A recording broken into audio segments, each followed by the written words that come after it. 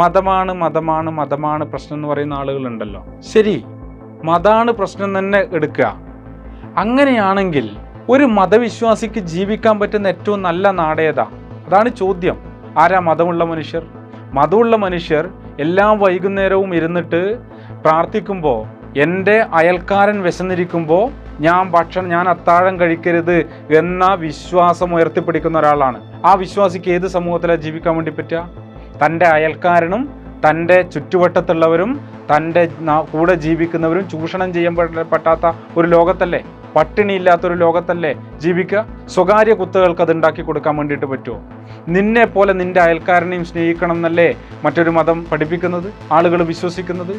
നിന്നെപ്പോലെ നിൻ്റെ അയൽക്കാരനെ സ്നേഹിക്കണം എന്ന് പറഞ്ഞു കഴിഞ്ഞാൽ നിൻ്റെ ജീവിതത്തിൽ എന്തെല്ലാം വേണമെന്ന് നീ ആഗ്രഹിക്കുന്നുവോ അത് വേർതിരിവുകളില്ലാതെ നിൻ്റെ അയൽക്കാരൻ ഉണ്ടായിരിക്കണം. അയാൾ ആരായിരിക്കാം? നിൻ്റെ കുടുംബക്കാരനൊന്നായിരിക്കില്ല, ആരോ ആകട്ടെ, എവിടെയുള്ള ആളോ ആയിക്കോട്ടെ. അയാൾക്ക് അങ്ങനെ ജീവിക്കണമെങ്കിൽ എന്തു വേണം? അയാൾക്ക് വിദ്യാഭ്യാസം വേണ്ടേ?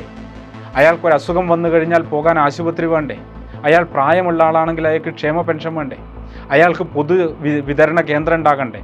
കയറിക്കിടക്കാൻ നല്ല വീട് വേണ്ടേ? അതിൻ്റെ പേരല്ലേ ലൈഫ്? അതിൻ്റെ പേരല്ലേ പൊതു വിദ്യാഭ്യാസ സംരക്ഷണ യജ്ഞം? അതിൻ്റെ പേരല്ലേ ആർദ്രം പദ്ധതി? അതിൻ്റെ പേരിലെ പൊതുജനാരോഗ്യ കേന്ദ്രങ്ങൾ? ലോകത്തിന് മാതൃകയായിട്ടുള്ള കേരളത്തിൻ്റെ ആരോഗ്യ പ്രവർത്തനം ലോകത്തെ മനുഷ്യരെ നന്നാക്കാൻ വേണ്ടിയിട്ടല്ല സ്വകാര്യ കമ്പനികൾ, പറയുന്ന കോർപ്പറേറ്റുകൾ ഈ സ്വത്തുകൾ മുഴുവൻ പിടിച്ചെടുക്കുന്നത്. ഈ സ്വകാര്യവൽക്കരണത്തിൻ്റെ കൂടെ നിൽക്കുന്നവർ, ഞാൻ പറയും, മതവിശ്വാസികൾക്കെതിരെ നിൽക്കുന്നവരാണ്. മനുഷ്യർ സമാധാനത്തോടെ ജീവിക്കണമെങ്കിൽ എന്തു വേണം? പങ്കുവെക്കലിനെ കുറിച്ചിട്ടല്ലേ മതം പറയുന്നത്? ഇടതുപക്ഷവും പറയുന്നത് പങ്കുവെക്കലിനെ കുറിച്ചിട്ടാണ്.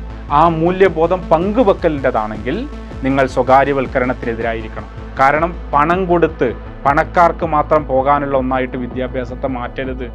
പണമുള്ളവർക്ക് മാത്രം ആശ്രയിക്കാനുള്ള ഇടങ്ങളാകരുത് ആശുപത്രികൾ. പണമുള്ളവർക്ക് മാത്രം ലഭിക്കുന്ന ഒന്നാകരുത് ചികിത്സ. മറിച്ച് എല്ലാവർക്കും. അങ്ങനെയാണ് കേരളം ഈ ലോകത്തിന് മുന്നിൽ ഇന്ത്യയിലെ മറ്റു സംസ്ഥാനങ്ങളുമായിട്ട് താരതമ്യം ചെയ്യുമ്പോൾ താരതമ്യം പോലും ചെയ്യാൻ വേണ്ടി പറ്റാത്ത ജീവിതത്തിലേക്ക് വന്നത്. ഈ നാട്, ഞാൻ പറയും, ലോകത്ത് വിശ്വാസികളായ മനുഷ്യർക്ക് വിശ്വാസത്തിൻ്റെ മൂല്യബോധത്തെ ഉയർത്തിപ്പിടിച്ച് മനുഷ്യരായി ജീവിക്കാൻ പറ്റുന്ന ഏറ്റവും നല്ല നാടാണ്. മുതലാളിത്തത്തിന് വേണ്ടി നിൽക്കുന്നവർ, സ്വകാര്യവൽക്കരണത്തിന് വേണ്ടി നിൽക്കുന്നവർ, കുത്തകകൾക്ക് വേണ്ടി നിൽക്കുന്നവർ, മണ്ണും ഭൂമിയും കടലോരങ്ങളും ആശുപത്രികളും വിറ്റുതൊലക്കാൻ നിൽക്കുന്നവർ യുദ്ധം പ്രഖ്യാപിക്കുന്നത് മൂല്യബോധമുള്ള വിശ്വാസികളായിട്ടുള്ള മനുഷ്യരോട് കൂടിയാണ്. അവരുടെ കൂടെ ഏത് മൗദൂദികൾ നിന്നാലും അവർ ഈ നാട്ടിലെ വിശ്വാസികളായിട്ടുള്ള മനുഷ്യർക്കെതിരെ കൂടിയാണ് എന്നുള്ളതാണ് അതിൻ്റെ ഉള്ളടക്കം.